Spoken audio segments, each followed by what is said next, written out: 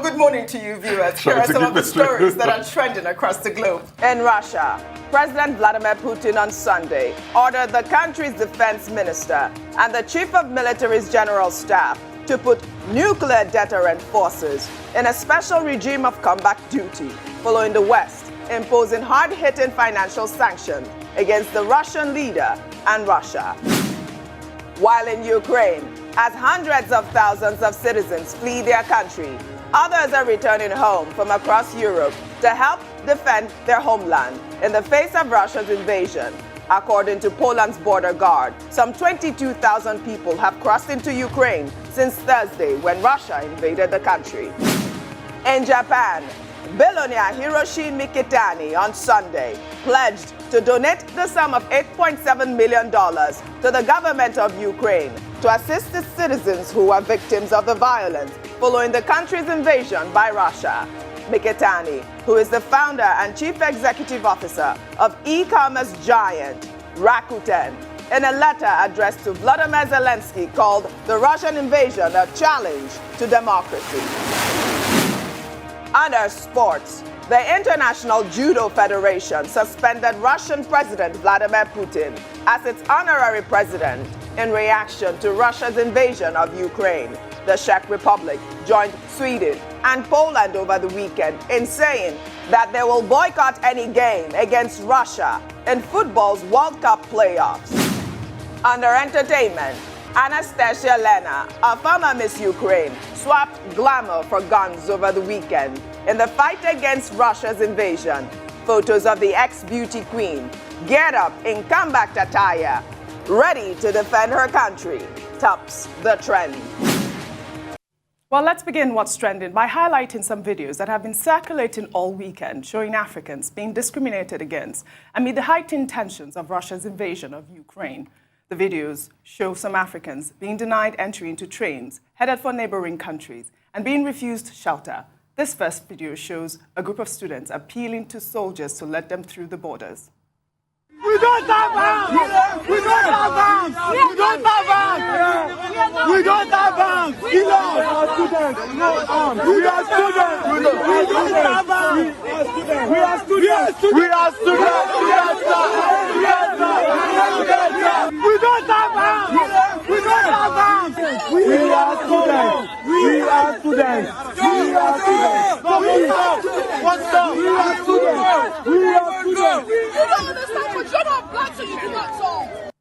Well, here is another video showing a group of Africans that were denied boarding a train and were told the train was only for Ukrainians. They're not letting her go. They're not letting her go. Is it right? Is it right? They're not letting the black girl go. They're not letting the black girl go. They're not letting the black girl go. They're not letting the black girl go.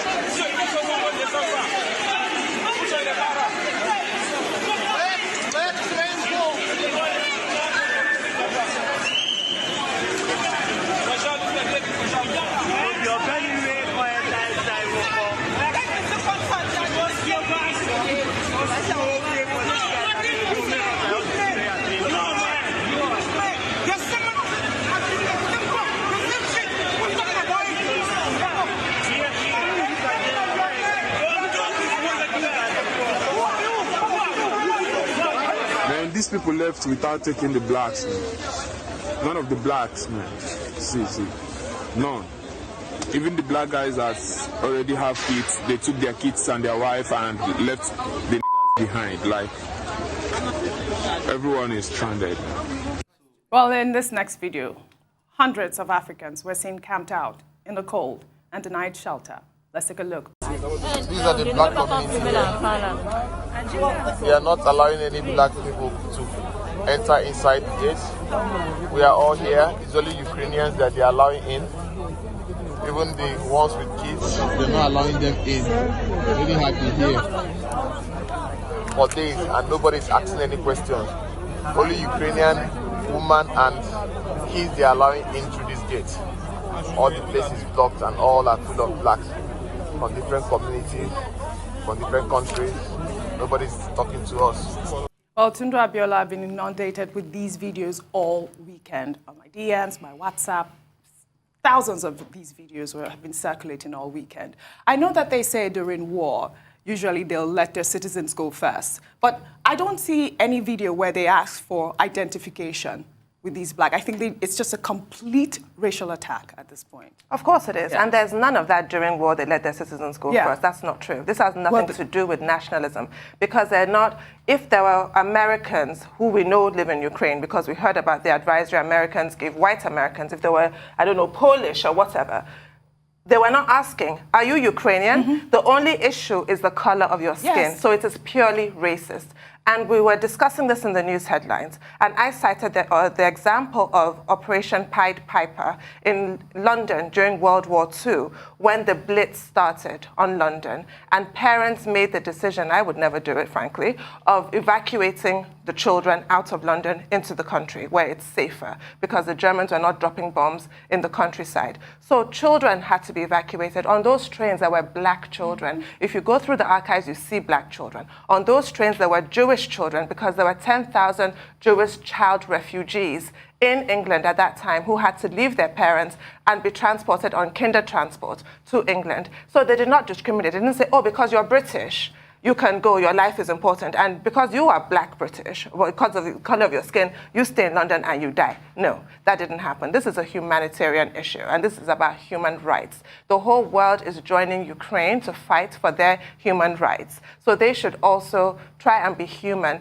and reject just the eye-watering stupidity of racism. You're no better than anybody else because you have white skin. Yes. And the fact that you're making people suffer in this horrendous way, when the whole world is standing against how you are being attacked by Vladimir Putin, is a really bitter irony. And the fact that Ukraine, one of their issues in their country, a huge issue, we talk about brain drain here, they have it. Yes. They have a massive depopulation problem. A lot of their people do not want to live in their own country. So you have a huge Ukrainian diaspora. Is this how they are treated in the countries where they live? This is a complete disgrace, and it has to be addressed.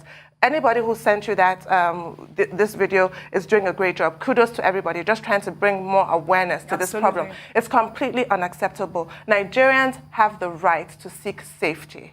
This is not nationalism. This is pure racism. Yes, I love the point that you made about it's about humanity and humanitarian efforts. At this point, everyone is talking about that on it.